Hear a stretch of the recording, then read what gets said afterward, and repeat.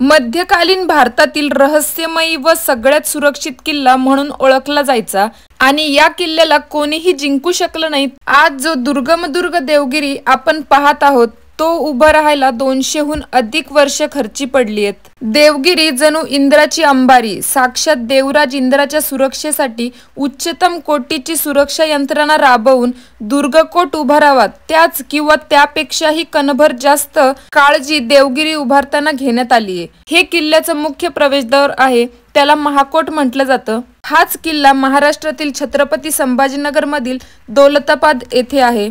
दरवाजातून आत आल्यावर आपल्याला जुने तोफ बघायला मिळतात आणि इथे सैनिक राहत असावेत। आधी यादव साम्राज्यातील राजा भिल्लमराज यांनी 12व्या शतकात हा किल्ला उभारला। नंतर 1328 मध्ये मोहम्मद बिन तुगलकने या किल्ल्याचं नाव बदलून दौलताबाद ठेवलं। शत्रूच्या स्पीडला रोखण्यासाठी हा भाग काटकोनात वळवण्यात आला आहे।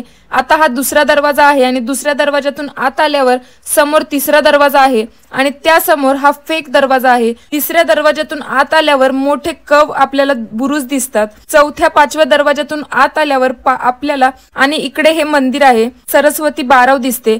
मुख्य म्हणजे देवगिरी किल्ल्याला 52 दरवाजे आहेत, त्यापैकी फक्त 7 दरवाजे हे वरती देवगिरी किल्ल्यापर्यंत नेतात।